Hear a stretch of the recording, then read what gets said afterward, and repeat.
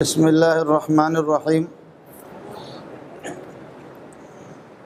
رات کافی بیت چکی ہے اور بارش بھی ہے، آپ حضرات بھی تھکے ہوئے ہیں۔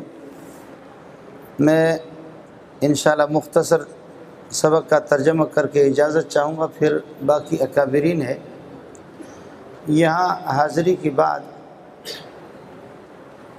کچھ ساتھیوں نے یہ کہا کہ بخاری جلد اول کا ختم ہوگا، اختتام ہوگا، اور کچھ نے کہا بخاری ثانی کا ہوگا۔ بالا کوٹ میں ایک دفعہ گیا تو وہاں بھی اس قسم کا مسئلہ پیش آیا کہ کچھ مشکات اول پڑھانے والا ساتھی کہہ رہا تھا کہ باب الوصایا مشکات اول کا ختم باب الوصایا پر ہوگا، اور جلد ثانی پڑھانے والا کہہ رہا تھا کہ جی اس پر یہ ہے کہ خیر و حاضر امت اس پر مشکات کا اختتام ہوگا، مشکات ثانی کا۔ تو میں نے عرض کی کہ کوئی مسئلہ نہیں ہے اور جھگڑنے کی ضرورت نہیں ہے، وہ پٹھان غریب کہیں کسی کے ہاں مہمان ہو گیا، مہمانی پہ چلا گیا تو میزبان نے پوچھا کہ جناب خان صاحب آپ کھانا پسند کریں گے یا ٹھنڈا پسند کریں گے یا گرم پسند کریں گے؟ کھانا پسند کریں گے یا ٹھنڈا یا گرم؟ اس نے کہا یا کا بچہ یا کیا ہوتا ہے، تینوں لے کر کے آ جائیں۔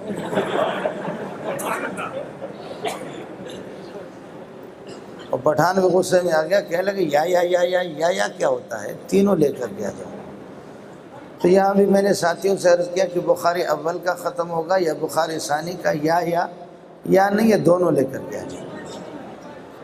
تو اس لیے یہ دونوں لے کر کے آگے میری حیثیت اس پٹھان کی ہے۔ یہ جو کتاب ہے آپ کی، آپ نے شروع کی ہے، 7,000 سے زائد حدیثیں اس میں ہیں، اور 9,000 تک بھی لوگوں نے پھر تعلیقات وغیرہ کو جمع کر کے 9,000 تک بھی پہنچایا ہے، اور 7,000 میں احادیث موقوفہ اور مقطوعہ اور تعلیقات اور مقررات کو ساکت کرنے کے بعد 2,700 تک روایتیں رہتی ہیں۔ طلبہ کرام اور اساتذہ کو معلوم ہے، انشاءاللہ میں ایسی بات کروں گا کہ عوام کو بھی کچھ پلہ پڑے گا، علمی خالص بات نہ ہو۔ کتاب کی ابتدا باب کیف کان بدء الوحی الی رسول اللہ صلی اللہ علیہ وسلم وقول اللہ عز وجل انا اوحینا الیک کما اوحینا الی نوح والنبیین من بعدہ۔ غور کرنے کا مقام ہے، علماء بھی اس کو سمجھ لے اور عوام بھی سمجھ لے کہ وحی کا سلسلہ آدم علیہ السلام سے شروع ہو چکا ہے، لیکن آدم علیہ السلام کی وحی کا تذکرہ نہیں کیا جا رہا ہے، بلکہ بتایا جا رہا ہے کہ پیارے محمد آپ کی طرف اس طرح وحی ہوگی جیسے کہ نوح علیہ السلام پر وحی ہوئی ہے۔ وحی کا سلسلہ تو آدم علیہ السلام سے ہے، لیکن آپ پر جو وحی ہو رہی ہے اس وحی کو تشبیہ دی جا رہی ہے نوح علیہ السلام والی وحی کے ساتھ۔ علماء کرام اور یہاں شاید لدھیانوی صاحب بھی موجود ہوں اور آپ حضرات ذرا متوجہ ہیں۔ انبیاء کی 3 جماعتیں، 1.25 لاکھ انبیاء کو مفسرین نے 3 جگہ پر تقسیم کیا ہے۔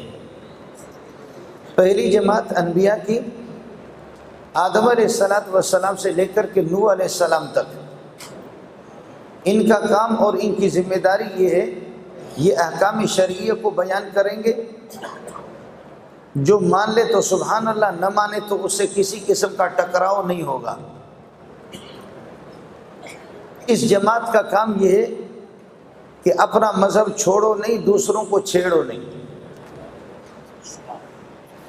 یہ پہلی جماعت ہے۔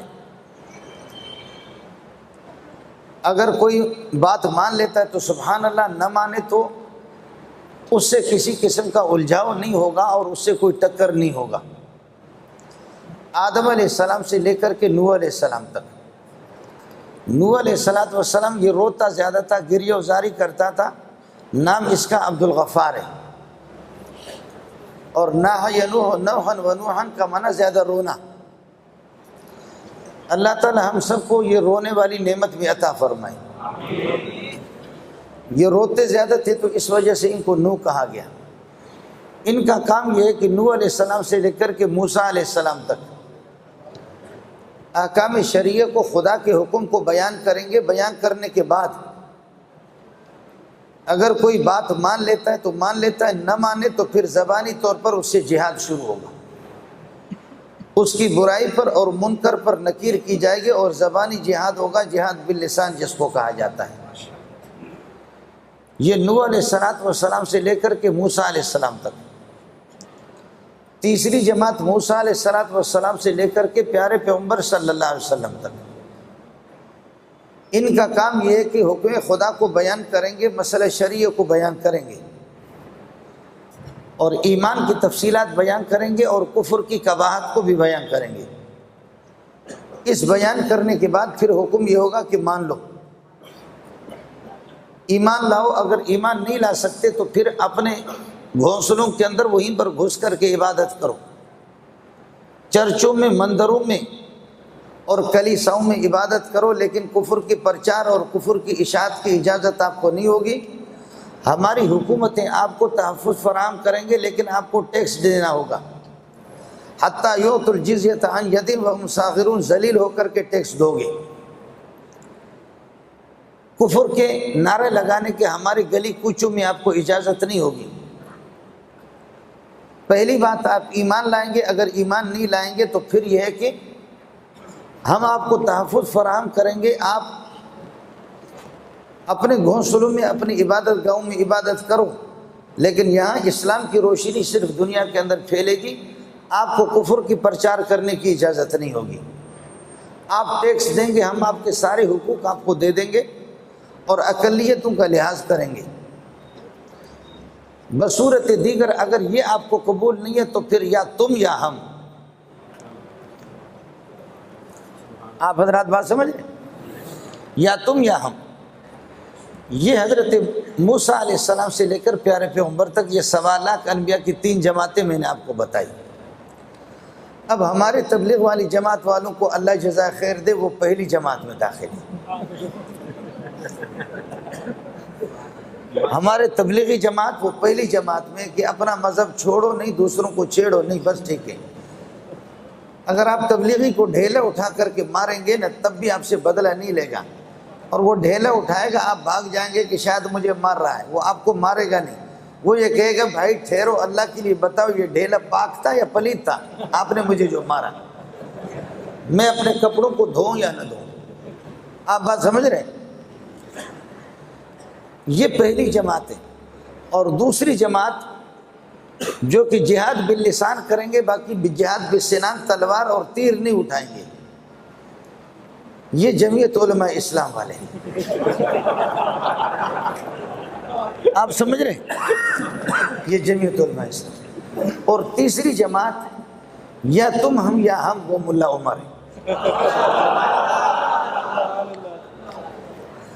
میں نے تینوں راستے آپ کو بتا دیے۔ 1.25 لاکھ انبیاء کو مفسرین نے اس طرح تقسیم کی، لیکن یہ جو 70-80 علماء فارغ ہو رہے ہیں، ان سے میری گزارش ہوگی کہ آپ غور کر لیں کہ نوح علیہ السلام، آدم علیہ السلام سے وحی کی ابتدا ہے، لیکن آدم کا ذکر بھی نہیں ہے، شیش کا ذکر نہیں ہے، کسی بھی نبی کا ذکر نہیں ہے۔ نوح علیہ السلام کا ذکر جو کیا جا رہا ہے، اس کی بنیادی وجہ کیا ہے؟ تو بات سمجھو، انا اوحینا الیک وحیا کائنا توزی بہ کما اوذی نوح علیہ السلام۔ پیارے محمد، جو وحی آپ پر آ رہی ہے، اس وحی کے نتیجے میں، اس کی پاداش میں آپ کو ان اذیتوں کا سامنا کرنا پڑے گا جن اذیتوں کا سامنا نوح کو کرنا پڑا۔ اس لیے یہ طلباء اور یہ علماء جو فارغ ہو رہے ہیں، ان سے میری گزارش ہوگی، آپ یہ نہ سمجھے کہ یہاں جامع اسلامیہ، جامع منظور الاسلامیہ سے نکل کر کے ہم جائیں گے تو علاقوں میں لوگ ہمارے لیے پھول نچاور کریں گے ہمارے راستوں پر۔ یہ بھی ہو سکتا ہے کہ راستہ آپ کے لیے ہموار ہو، اور یہ بھی ہو سکتا ہے کہ آپ کا گریبان پکڑ کر یا داڑھی پکڑ کر کے چہرے پر کوئی تھوکے، لیکن اس کے لیے آپ کو ذہنی طور پر تیار رہنا ہوگا۔ خالی دل نہیں بلکہ جان بھی منگ دیا، عشق دے گلی دے وچ کوئی کوئی لگ دیا۔ آپ سمجھ رہے ہیں؟ عشق بازی وہ کرے جو جان کی بازی بھی کرے، تن کے کپڑے بیچ کر معشوق کو راضی کرے۔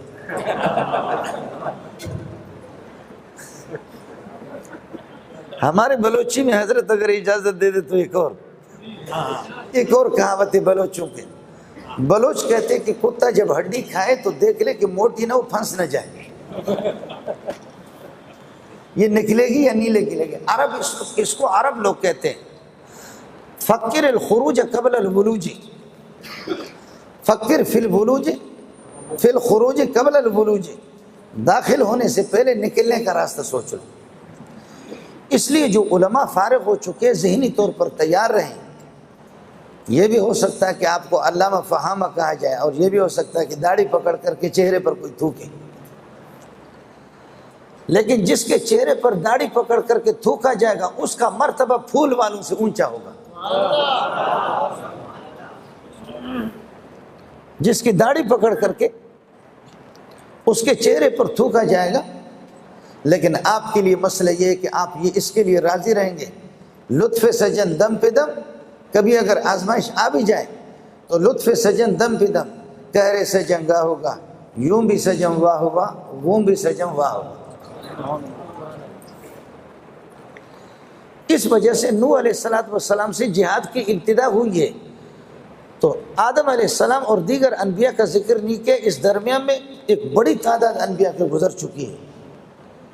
ذکر نوح علیہ السلام سے جہاد باللسان کی ابتدا ہوئی ہے، اور جہاد باللسان اور جہاد بالسنان، تیر سے اور تلوار سے جہاد اور زبان سے، ڈبل یہ موسیٰ علیہ السلام سے لے کر پیارے محمد تک تینوں جماعتیں میں نے آپ کو بتائی ہے۔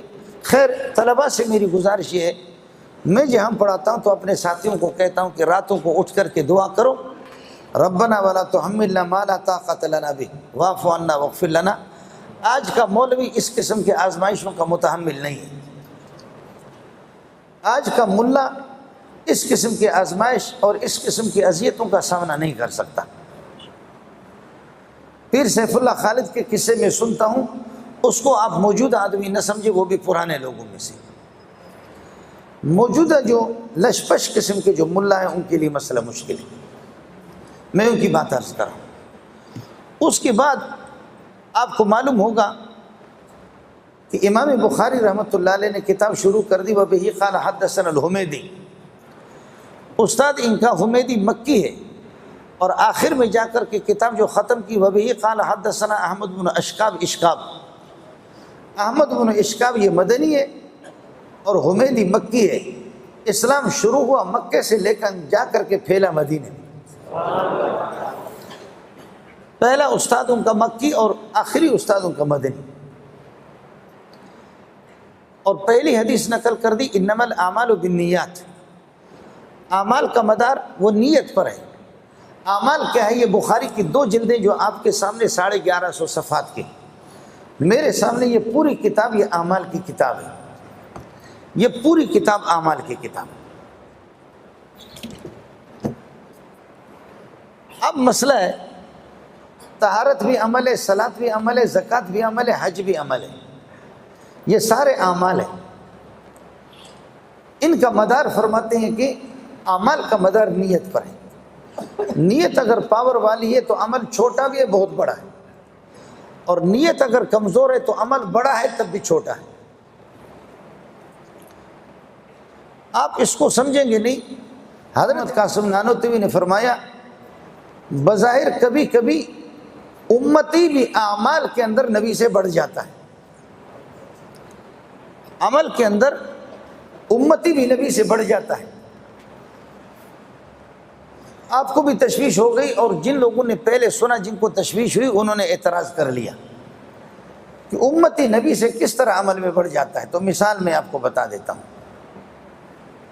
رسول پاک کو نبوت ملی ہے 40 سال کے بعد، اور آپ نے نماز پڑھنا شروع کیا 40 سال کے بعد۔ اس سے پہلے اکا دکا کچھ وظائف اور اوراد کرتے تھے۔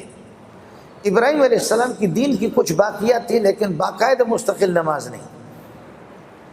اور 63 سال آپ کا وصال ہو چکا ہے، تو 23 سال نبی نے نماز پڑھی ہے، 23 سال آپ نے نماز پڑھی۔ عبداللہ درخواستی رحمۃ اللہ علیہ 107 سال 105 سال کی عمر میں وفات پا گئے۔ 20 سال سے اگر آپ نے نماز پڑھنا شروع کیا تو 85 سال عبداللہ درخواستی نے نمازیں پڑھی ہیں۔ یہ محمد بن یوسف بن مطر الفرابری یہ 150 سال 200 سال زندہ رہے تھے، تو اس مولوی صاحب نے امام بخاری کے شاگرد اس نے یہ کہ 200 سال نمازیں پڑھی ہیں۔ مولانا مدنی نے 82 سال میں آپ کا انتقال ہے۔ اشرف علی تھانوی رحمۃ اللہ علیہ 82 سال کی عمر میں انتقال ہے۔ شیخ الحدیث مولانا سلیم اللہ خان صاحب 100 سال سے بھی زائد ہے، اخباروں نے 96 سال لکھا، غلط لکھا، 100 سال سے زائد۔ تو مولانا سلیم اللہ خان نے 90 سال نماز پڑھی ہے، محمد بن یوسف بن مطر الفربری نے 150 سال 200 سال نماز پڑھی ہے، اشرف علی تھانوی نے 70 سال 80 سال، اور نبی کی نمازیں صرف 20 سال کی ہے، 23 سال کی۔ اب مسئلہ کیا ہے؟ اب مسئلہ یہ ہے کہ یہ امت کے علماء یہ اعمال میں بظاہر نبی سے تو بظاہر ان کے اعمال زیادہ نظر آ رہے ہیں، ان کی نمازیں زیادہ نظر آ رہی ہیں، لیکن علماء دیوبند کا مذہب سنو اور جمہور کا مذہب بھی یہی ہے۔ اللہ کی قسم، اول سے لے کر کے آخر قیامت تک جتنے بھی بزرگ علماء دیوبند ہو، کوئی بھی ہو، ساری دنیا قیامت تک نمازیں پڑھتی رہے لیکن محمد کی ایک رکعت کا مقابلہ بھی نہیں کر سکتے۔ نبی کا جو تعلق اللہ کے ساتھ ہے وہ امت کا نہیں ہے، نبی کا جو لنک ہے وہ امت کا نہیں ہے، نبی کی نیت کے اندر جو اخلاص ہے وہ نہیں ہے۔ حضرت اقدس پیر سیف اللہ خالد دامت برکاتہ اللہ علیہ اگر محنت کریں اور میں بھی محنت کروں اور ہمارے اساتذہ بزرگان دین اشرف علی تھانوی محنت کریں، زیادہ سے زیادہ یہ لوگ مخلص کہلائیں گے، ان کو مخلص کہا جائے گا۔ اور قرآن کہتے ہیں کہ وما امروا الا لیعبدوا اللہ مخلصین، لاہور والے مخلص اور مخلص تو نہیں سمجھیں گے، اسم فاعل اسم مفعول تو نہیں سمجھیں گے، اتنا تو سمجھیں گے کہ مخلص لام کا زیر ہے اور مخلص لام کا زبر۔ امتی کے بارے میں قرآن لفظ استعمال کرتا ہے مخلص لام کے زیر کے ساتھ، اور نبی کے لیے قرآن لفظ استعمال کرتا ہے مخلص لام کے زبر کے ساتھ۔ دونوں میں فرق یہ ہے، مخلص اس کو کہتے کہ اخلاص نے اس کو تھکایا ہو، اور مخلص اس کو کہتے جس نے اخلاص کو تھکایا ہو۔ نبی کے بارے میں لفظ ہے مخلص، وَاذْكُرْ فِي الْكِتَابِ مُوسَىٰ إِنَّهُ كَانَ مُخْلَصًا وَكَانَ رَسُولًا نَبِيًّا۔ اور جہاں پر یوسف علیہ السلام کو محترمہ نے کہا کہ آؤ، آپ تو سمجھ گئے نا، یوسف علیہ السلام کو جب کہ محترمہ نے 10-12 دروازے بند کر دیے ایک ایک کر کے، وَغَلَّقَتِ الْأَبْوَابِ، وہ مولی منظور کے گھر کے ٹوٹے ہوئے دروازوں کی طرح نہیں تھے، بادشاہ کا گھر تھا، اسپیشل دروازے اس نے بند کرتے کرتے ایک ایک کر کے بند کیا۔ وقالت حیت لک اقول لک تعال اقبل، آؤ آؤ، تو قال معاذ اللہ انہ من عبادنا المخلصین، لام کے زبر کے ساتھ ہے، انہ من عبادنا المخلصین۔ اگر کوئی مخلص ہوتا تو شاید زلیخا کی دعوت کو قبول کر لیتا، اگر کوئی مخلص ہوتا تو شاید دعوت کو قبول کر لیتا، لیکن یہ مخلص نہیں بلکہ کیا تھا؟ مخلص تھا۔ اس لیے قال معاذ اللہ، لفظ اصل میں اعوذ معاذ اللہ، لیکن اعوذ کا وقت نہیں ملا تو اس لیے جلدی جلدی میں کہہ دیا معاذ اللہ۔ یہی حال ہے، ایک ہوتا ہے صادق کہ جو سچائی کا محتاج ہو اور سچائی کو اپنانے کی کوشش کرے، دوسرا ہوتا ہے صدیق۔ صادق اس کو کہتے ہیں کہ سچائی آگے وہ پیچھے، اور صدیق اس کو کہتے ہیں کہ وہ آگے نکل چکا ہے، سچائی پیچھے رہ گئی ہے۔ خیر، میں آپ کا زیادہ وقت لینا بھی نہیں چاہتا، یہ جمعے کی تقریر بھی نہیں ہے، کتاب کو مجھے حل کرنا ہے۔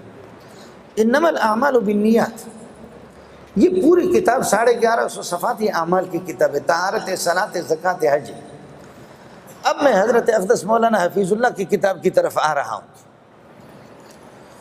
جہاں اعمال کا نماز، روزے، زکوٰۃ، حج وغیرہ ان کا ذکر کیا، اور شرعی خرید و فروخت کا طریقہ بھی ذکر کر دیا، اور باقی سارے احکام۔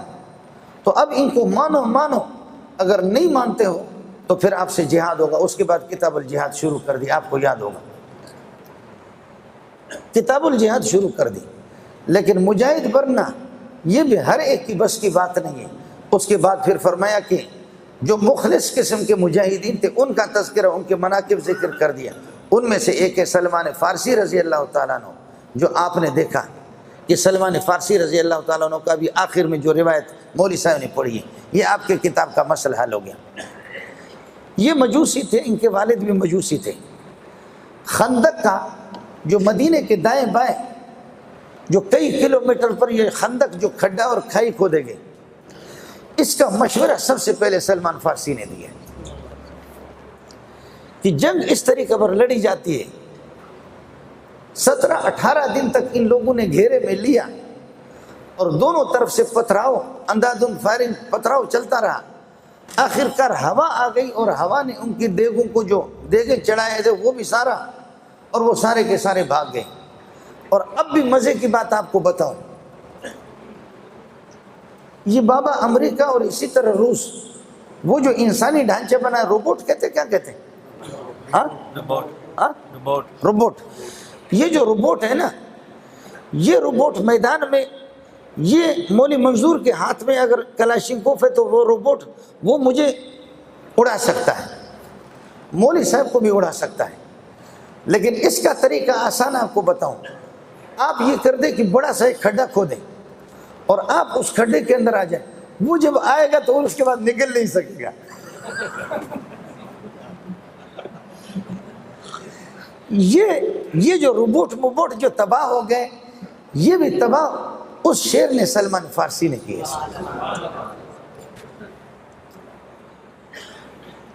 ناظم صاحب، اب روبوٹ سے ملا جو ہے نا، روبوٹ سے ملا ڈرا ہوا ہے، لیکن یہ طے شدہ ہے کہ اب وہ خود روبوٹ بنانے والے حیران ہیں، کسی کھڈے میں جب گرتا ہے تو پھر نکل نہیں سکتا۔ گویا کہ ان کے لیے ہمارے اکابرین نے ایسے کھڈے کھودے کہ قیامت تک نکل نہیں سکیں گے انشاءاللہ۔ یہ مجوسی تھے، ایک راہب کے پاس اور ایک عیسائی پادری کے پاس جاتا تھا۔ اس پادری نے کہا کہ میں تو پادری ہوں، عیسائی ہوں، لیکن ہمارے نبی عیسیٰ علیہ السلام نے پیشین گوئی کی ہے کہ آخر میں ایک نبی آئے گا، وَمُبَشِّرًا بِرَسُولٍ يَأْتِي مِن بَعْدِ اسْمُهُ احمد۔ یہ راہب لوگ بڑے ماہر ہوتے تھے، آپ کو معلوم بھی ہوگا، میرے پاس وہ تصویر بھی موجود ہے، جو شام میں جب ابو طالب لے کر کے پیارے پیغمبر صلی اللہ علیہ وسلم کو جب گئے تھے، اس وقت نبی پاک صلی اللہ علیہ وسلم چھوٹے تھے، صلی اللہ علیہ وسلم قریب البلوغ تھے۔ چھوٹا کہنا یہ لفظ تو اچھا نہیں لگتا، قریب البلوغ تھے صلی اللہ علیہ وسلم۔ محمد کی جوتیوں پہ قربان جاؤں، ان کے جوتے بھی بڑے، سمجھے؟ اس لیے حضرت عمر فرماتے تھے کہ بسم اللہ کے طویل الباء وطویل السین وطویل المیم، کبھی یہ نہیں کہہ دینا کہ چھوٹا قرآن جس کو میں نے جیب میں رکھا، کہیں خود چھوٹا نہ ہو جاؤ۔ میں نے عرض کیا کہ پیارے پیغمبر صلی اللہ علیہ وسلم قریب البلوغ تھے۔ جب یہ قافلہ چلا گیا، شام جب قافلہ چلا گیا، ساتھ ہی سامنے والے اگر بیٹھ جائیں تو پیچھے والے غریبوں کو بھی کچھ پلہ پڑے گا۔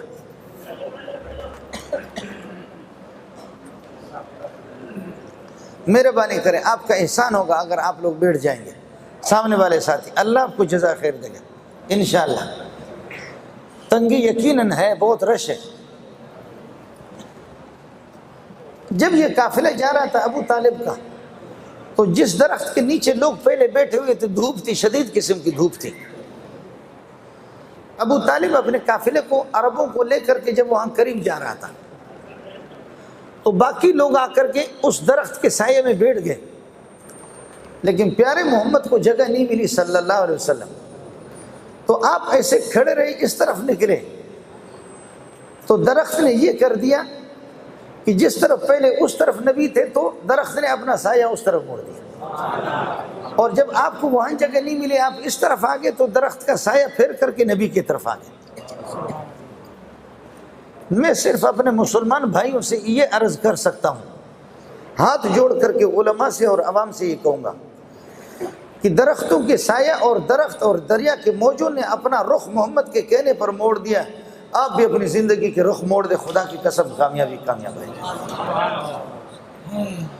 بات صرف اتنی سی ہے کہ درخت اور دریا کے موجوں نے، مجھے وقت زیادہ لگے گا ورنہ میں آپ کو بتاتا، جب تک باتھ روم، اب پتہ نہیں آپ لوگ کیا کہتے، واش روم، عربوں کے یہ باتھ روم کا انتظام نہیں تھا، جس کو کنیف اور مستراح کہتے ہیں۔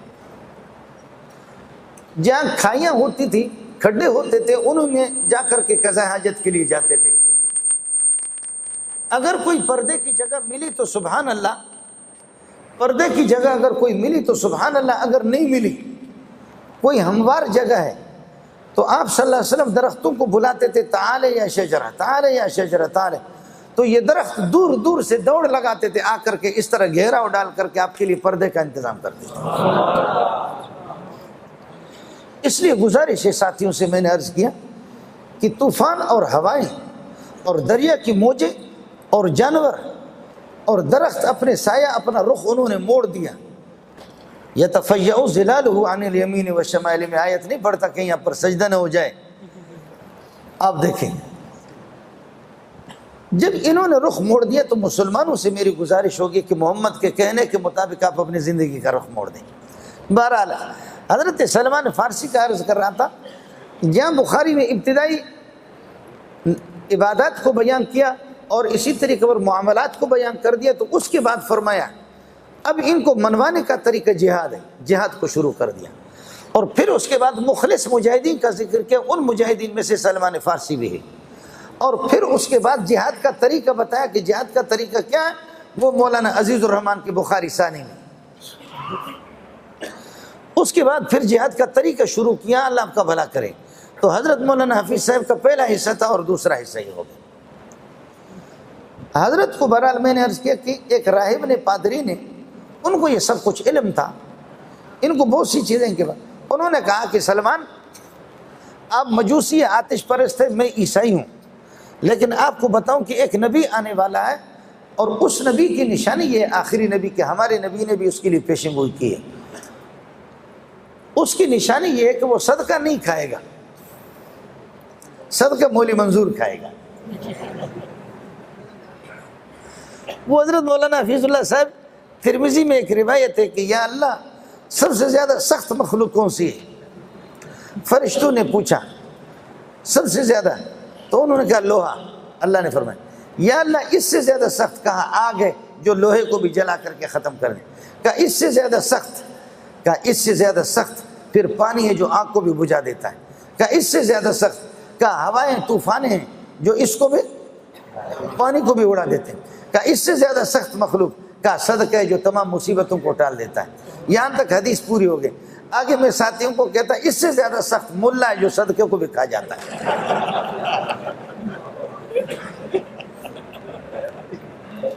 آپ لوگ بات سمجھ رہے ہیں نہیں سمجھ رہے؟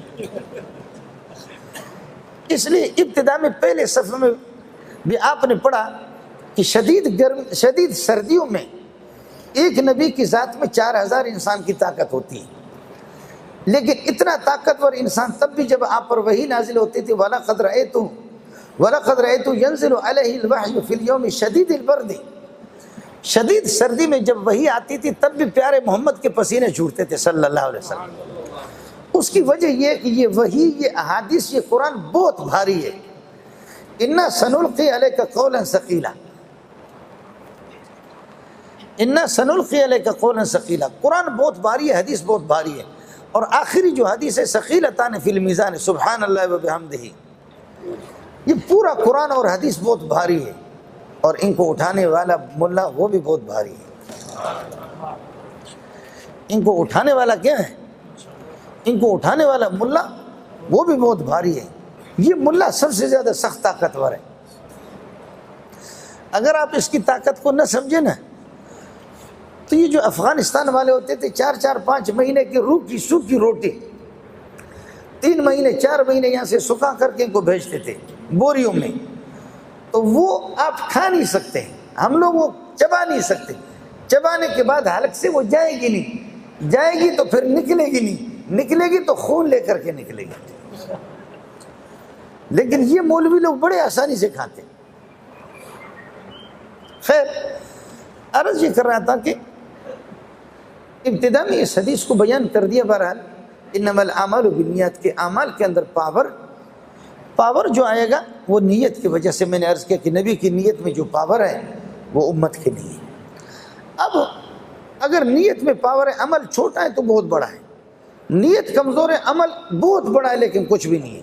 اس لیے آپ نے فرمایا مثال دے کر کے بخاری میں روایت ہے کہ واللہ لو انفق احدکم مثل احد لما بلغ مد احد ولا نصیفہ، خدا کی قسم میرا صحابی اگر 2.5-3 کلو گندم خرچ کرے، اس کو جتنا اللہ قبول فرمائیں گے، اللہ راضی ہوں گے، آپ کے احد پہاڑ کے برابر سونے خرچ کرنے پر بھی اللہ اتنا راضی نہیں ہوگا۔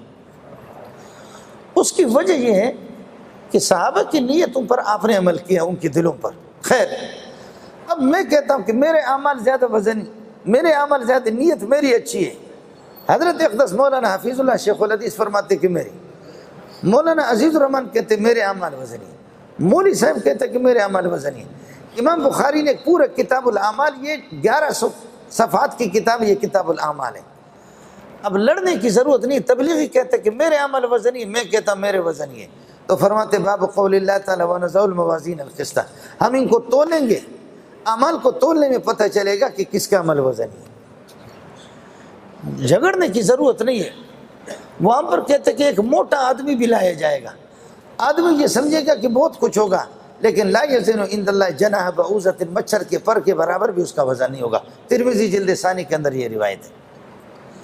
اس لیے میرے بھائی جان، اعمال کو تولا جائے گا۔ وہ کہتے ہیں نا، آپ ناپ ترازو لے کے تولو، ساڑھا پلہ بھاری ہے۔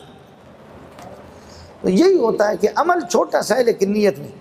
اس لیے ساتھیوں سے گزارش ہے، ایک بات آپ سے، بات بہت طویل ہو جائے گی۔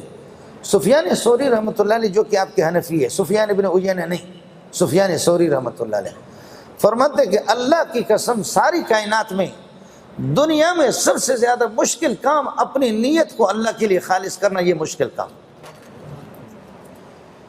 اس کو علماء اور صوفی حضرات یہ سمجھتے ہیں، میں ان تفصیلات میں جانا نہیں چاہتا، ورنہ آپ کو میں سمجھانے کا ڈھنگ بھی مجھے آتا ہے، آپ کو میں بتا دیتا۔ اتنی گزارش ہے کہ علماء سے اور عوام سے کہ اپنی نمازیں، روزے، زکوٰۃ خالص کوشش کر لو کہ اس میں ریا اور نمود نہ ہو، نیت کے اندر کوئی ملاوٹ نہ ہو۔ بصورت دیگر اللہ اس بخاری کو اٹھا کر کے قیامت کے دن مولوی منظور کے منہ پہ مارے گا۔ اس لیے امام بخاری رحمۃ اللہ علیہ نے آخری باب قول اللہ تعالیٰ وَنَضَعُ الْمَوَازِينَ الْقِسْطَ لا کر کے معتزلہ پر رد بھی کر دیا۔ وہ کہتے کہ عمل کو اللہ تولے گا نہیں، اور اللہ کو تولنے کی ضرورت کیا ہے؟ اللہ کو معلوم ہے کہ حضرت اقدس مولانا سیف اللہ، اس کی محنتیں اور اس کی نیکیاں زیادہ ہیں، اور مولوی منظور کے کم ہیں، عیسیٰ خان کے زیادہ ہے، موسیٰ خان کے کم ہے، زید کے زیادہ ہے، عمر کے، کون کس گریڈ کی جنت کا مستحق ہے؟ لہذا اللہ کو تولنے کی ضرورت کیا ہے؟ یہ تولنا یہ فضول ہے۔ امام بخاری نے رد کر کے بتایا کہ نہیں، اللہ تولے گا اعمال کو۔ اب آپ بھی کہیں گے کہ معتزلہ کی بات صحیح ہے کہ تولنے کا فائدہ کیا ہے، تو میں آپ کو فائدہ بتاتا ہوں۔ پیر سیف اللہ خالد کو اللہ یہ بتائے گا کہ مولانا، آپ کے جو اعمال ہیں، ان اعمال کے پیش نظر آپ کا جو استحقاق ہے، آپ 25ویں گریڈ کے مستحق ہیں، جنت کے 25ویں گریڈ کے۔ یہ میرا عدل ہے، یہ میرا قانون ہے، یہ ضابطہ ہے، اس کے تحت آپ 25 گریڈ کے مستحق ہیں۔ جی، یہ شکر ہے۔ حضرت پیر سیف اللہ خالد صاحب راضی ہو جائیں گے کہ 25 گریڈ مل گئے، شکر ہے۔ اب اللہ فرمائیں گے یہ میرا عدل ہے، 25 گریڈ کا مستحق ہے، آپ کے اعمال نے آپ کو یہاں تک پہنچایا۔ آپ علماء بھی پڑھتے رہتے کہ زہایاکم متایاکم، تمہاری قربانیاں اور تمہارے اعمال، متایاکم تمہاری سواریاں ہیں، یہ سواری تمہیں 25 گریڈ تک لے جائے گا، 18 گریڈ پر ہر ایک کے اعمال الگ الگ ہیں۔ اب اللہ بتائے گا کہ 25 گریڈ تک تو آپ پہنچ گئے اپنے اعمال کے ذریعے سے، یہ میرا قانون اور ضابطہ ہے، لیکن میں آپ کو 50ویں گریڈ پہ پہنچا دیتا ہوں، یہ میرا فضل ہے، میری مہربانی ہے۔ یہ امت کو دکھلانے کے لیے کہ آپ کی استعداد، آپ کی صلاحیت اور آپ کی بھاگ دوڑ کہاں تک رہی ہے۔ اب اس کے بعد اللہ اپنے فضل کا اظہار فرمائیں گے کہ یہ میری مہربانی، یہ میرے فضل ہے۔ دوسرا یہ کہ تول کر کے کافر کو بتا دیا جائے گا کہ تیری تشکیل جو جہنم ہو رہی ہے، یہ ہماری طرف سے زیادتی نہیں ہے، یہ آپ کے اپنے بد کرداری ہے، بد اعمال ہے، ان کی وجہ سے آپ جا رہے ہیں۔ تیسری بات جو کہ مشہور ہے، جو آپ حضرات علماء مشہور یہاں جو لوگ ختم کراتے ہیں، وہ کہتے ہیں کہ جی معتزلہ اعمال کو از قبیل عرض سمجھتے ہیں، اور اعراض کو تولا نہیں جاتا، یہ فضول بات ہے، آپ کی اطلاع کے لیے عرض کروں، یہ لے کر کے معتزلہ نے اس کو پھیلایا، لیکن امام ابو حنیفہ قطعاً اس کے خلاف ہے۔ امام ابو حنیفہ فرماتے ہیں کہ لعن اللہ عمرو بن عبید وهو اول من قسم الاشیاء الى الجواہر والاعراض، عمر بن عبید کو اللہ تباہ کرے، سب سے پہلے یہ چکر اس نے چلایا جوہر اور عرض کا، اس لیے۔ لیکن اس زمانے کے اندر کوئی عرض بھی نہیں رہا، عرض کو بھی لوگوں نے، آپ کہتے ہیں عرض کے بقا نہیں ہے، تو بخار کو تھرمامیٹر پکڑ کر کے آپ کو بتاتا ہے۔ یہ ہوا کو لوگوں نے کنٹرول کر دیا گاڑی کے ٹائر کے اندر، اب یہ چیز نہیں رہی۔ خیر، اس لیے یہ فضول باتیں عوام کے سمجھنے کی بھی نہیں ہے۔ اگر کوئی عالم سمجھنا چاہے تو میں انشاءاللہ اچھی طریقے سے اس کو سمجھاؤں گا یہاں سے فارغ ہونے کے بعد۔ اس وقت عرض کر رہا ہوں، البتہ یہ ہے کہ جہمیہ اللہ کی صفات کے قائل نہیں ہے۔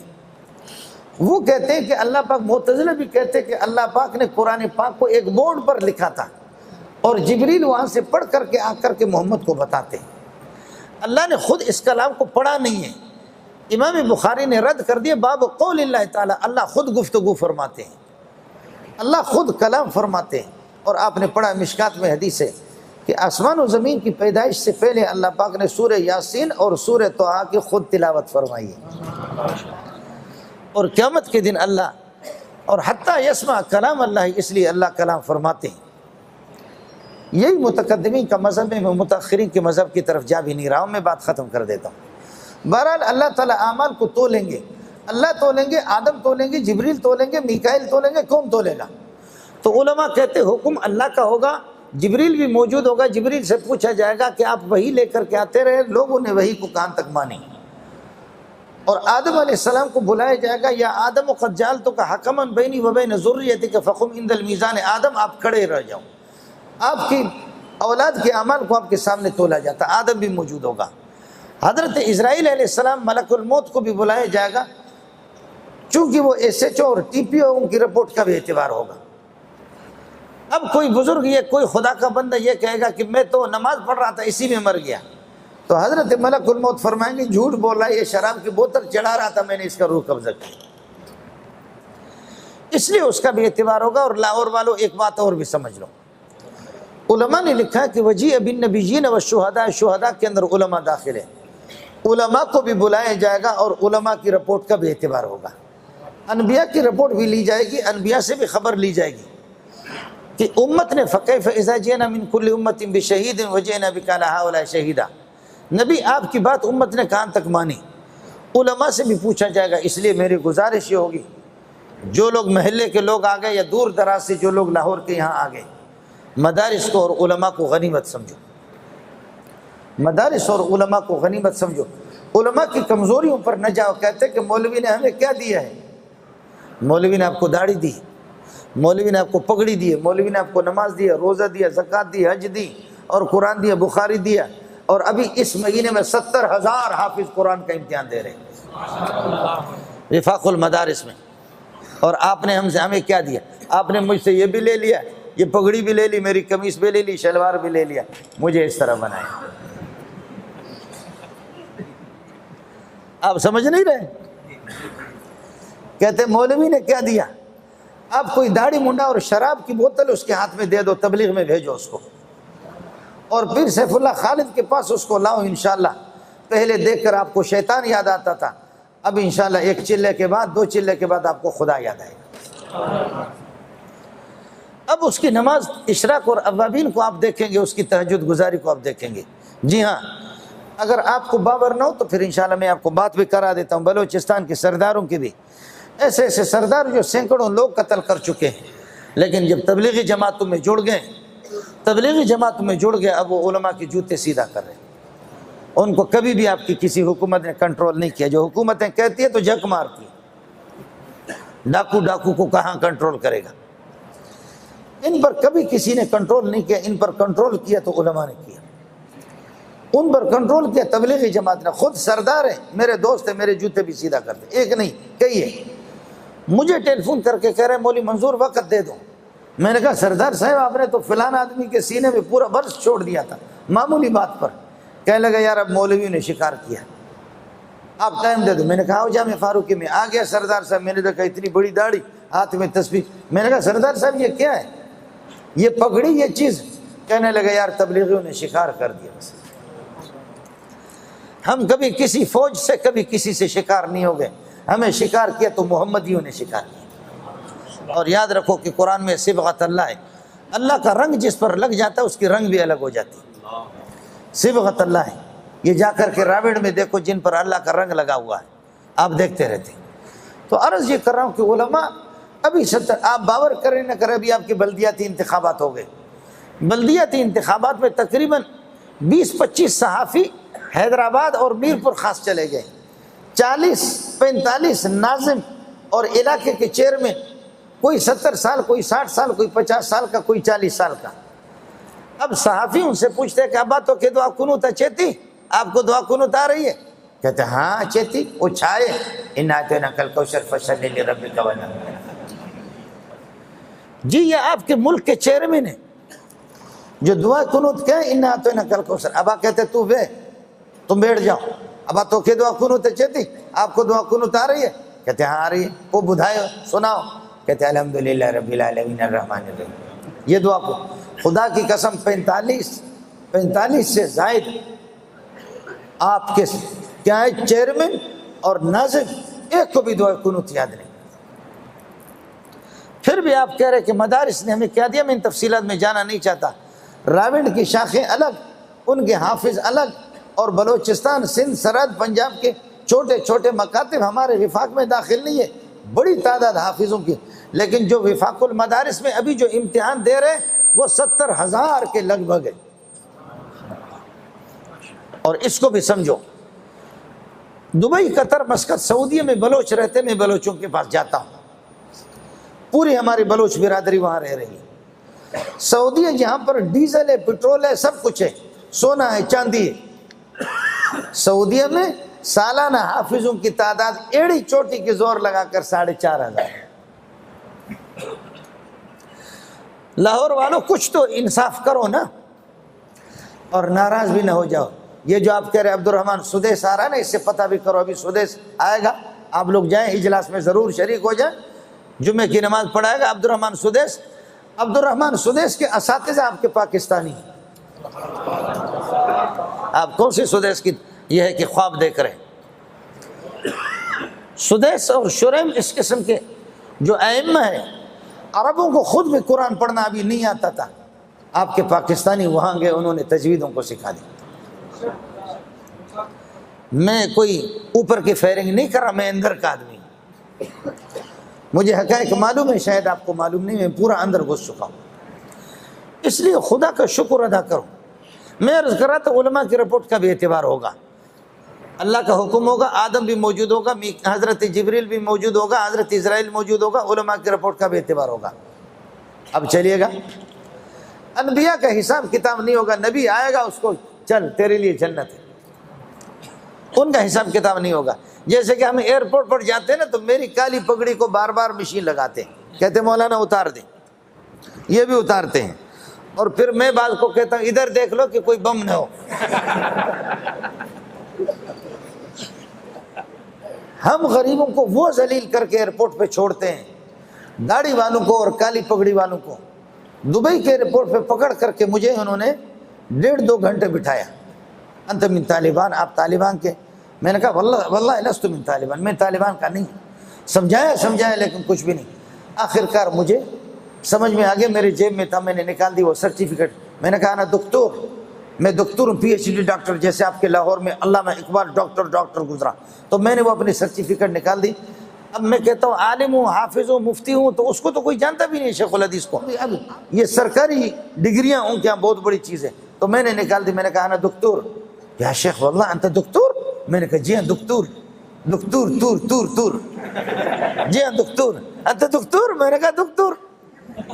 تو مجھ سے معافی مانگی، فوراً میرے لیے بوتل منگا دی، کہنے لگا یا دکتور منظور عفواً یا منظور اللہ کے لیے معاف کرنا، ہمیں پتہ نہیں تھا۔ خدا کی قسم میری سوٹ کیس اس نے اٹھایا، دبئی کے گیٹ تک، ایئرپورٹ کے وہاں تک خود سوٹ کیس اٹھایا، یا شیخ منظور عفواً واللہ ما كنا نعرف بأنك من الدكاترة انت دکتور، ہمیں معلوم نہیں تھا کہ تو دکتور ہے یہ دکتور۔ جیسے ہماری تلاشی یہاں ہوتی ہے نا، وہاں دوسرے لوگوں کی تلاشی ہوگی، لیکن انبیاء کی کوئی تلاشی نہیں ہوگی۔ نبی کو کہا جائے گا سیدھا جاؤ، اللہ، وہ پروٹوکول کے ساتھ ایسے جنت میں جائیں گے۔ اس کے بعد 70,000 وہ ہوں گے جو بغیر حساب کتاب کے جنت میں جائیں گے، 70,000 بغیر، لیکن 70,000 کیا ہے، 3 کروڑ تو کراچی کی آبادی ہے، تو فرمایا کہ دوسری روایت ہے صحیح ابن حبان کی کہ یہ 70,000 ایسے اللہ کے مقرب ہوں گے کہ ہر ایک کو اجازت ہوگا کہ تو اور 70,000 کا انتخاب کر لے. تو یہ 70,000 ہر بندہ 70,000 کا انتخاب کرے گا تو پھر 4 ارب 90 کروڑ بغیر حساب کتاب کی جنت. اس کے بعد لاہور والے گھبرانے کی ضرورت نہیں ہے. پھر نبی نے فرمایا کہ 99 جہنم میں 1 جنت میں، 99 جہنم میں 1 جنت میں، یہ تناسب ہوگا، یہ تناسب رہے گا. تو انہوں نے کہا کہ صحابہ رونے لگے کہ حضرت 99 آدمی جہنم میں 1 جنت میں، یہ کیسے ہوگا؟ تو پھر ہمارا کیا ہوگا؟ فرمایا گھبرانے کی ضرورت نہیں، گھبرانے کی ضرورت نہیں. 99 یاجوج ماجوج میں سے یعنی روسی اور امریکیوں میں سے 99 جہنم میں اور میری امت کا 1 آدمی جنت میں. 99 جہنم میں اور میری امت کا 1 آدمی جنت میں. آپ بات سمجھ رہے ہیں؟ تو صحابہ فرماتے فکبرنا جمیعا، ہم نے اللہ اکبر کہا. اس لیے ساتھیوں سے گزارش یہ ہے کہ گھبرانے کی ضرورت نہیں. اور معصوم بچے جن کا انتقال ہو چکا ہے بلوغیت سے پہلے، وہ بھی بغیر حساب کتاب کی جنت میں. اور وہ بندے جو لوگ بلوغیت کی حالت میں پاگل ہو چکے ہیں، یہ پاگل بھی بغیر حساب کے. ایسے نہ ہو کہ لاہور والے دعا کریں یا اللہ ہم کو بھی پاگل بنا دے. لیکن جو ابتدائی سے پاگل ہے، عقل کی نعمت اللہ نے ان سے لی ہے، وہ بھی بغیر حساب کتاب، چونکہ نماز روزے زکوٰۃ کے وہ مکلف نہیں ہے. اس کے علاوہ پھر حساب کتاب ہوگا بھائی. لیکن کامیابی ہوگی انشاءاللہ ہوگی. لیکن ایک گزارش ہے کہ شرک سے اور بدعت سے ساتھی اجتناب کریں. علماء آپ کے قریب ہوتے ہیں، علماء سے، تبلیغیوں سے، دینداروں سے پتہ کریں. شرک سے اجتناب کریں. اعمال کے اندر اگر کمی کوتاہی ہوگی تو پیارے محمد سفارش کریں گے، تبلیغی سفارش کریں گے، حافظ سفارش کریں گے، علماء سفارش کریں گے، شہداء سفارش کریں گے. لیکن اگر ایمان کے اندر کمزوری رہی، ایمان ہے ہی نہیں سرے سے، شرک کا ارتکاب کیا، اس کے لیے 1.25 لاکھ انبیاء کوشش بھی کریں، مشرک کی مغفرت نہیں ہوگی. ما كان للنبي والذين آمنوا أن يستغفروا للمشركين ولو كانوا أولي قربى من بعد ما تبين لهم أنهم أصحاب الجحيم. اس لیے فرماتے باب قول اللہ تعالیٰ ونضع الموازین القسط، انصاف والے ترازوں کو رکھیں گے. بہت سے ترازو ہوں گے، میرے لیے الگ، مولوی صاحب کے الگ، مولوی صاحب کے الگ. یا یہ کہ ایک ترازو ہوگی لیکن بڑی ترازو ہوگی، اس میں سب کے اعمال. لیکن جمع کا صیغہ اس لیے لایا ہے کہ جمع کبھی عظمت اور فخامت کے اعتبار سے، یہ بس عوام کو سمجھ میں بھی نہیں آئے گی. اور انصاف والے ہمارے ترازو ہوں گے، اس میں ناانصافی نہیں ہوگی. ایسا نہیں ہوگا کہ آپ دکان سے 5 کلو چینی خرید کر کے گھر پہ لائیں اور اپنے ترازو پہ تولے تو 3 کلو نکل جاتے. دکاندار نے آپ کو 5 بتائی، ناانصافی کی ہے، ظالم نے آپ کو 5 دیا، یہاں 2 نکلے. باب قول اللہ تعالیٰ ونضع الموازین القسط لیوم القیامت لاجل حساب یوم القیامت، قیامت کے حساب و کتاب کے لیے انصاف کے ترازوں کو رکھیں گے. اور یہ القسط ذوات القسط آپ نکالیں، یا مصدر ہے اور مبالغۃ محض صفت ویسے بھی بن سکتا ہے. وان اعمال بنی آدم وقولهم یوزن، آدم علیہ السلام کی اولاد صحیح ہے کہ کفار کے اعمال کو بھی تولا جائے گا، جیسے میں نے پہلے سے عرض کیا. بعض مفسرین کا کہنا یہ کہ نہیں، کفار کے اعمال کو تولا نہیں جائے گا، لیکن صحیح قول جمہور کا یہی ہے کہ کافروں کے اعمال کو بھی تولا جائے گا. اور کافر کی جب تشکیل جہنم ہوگی تو اس کو بتا دیا جائے گا دیکھیے آپ کے پاس کچھ نہیں، ایمان جو اصل انجن ہے وہ آپ کے پاس نہیں ہے، تو پھر کیا؟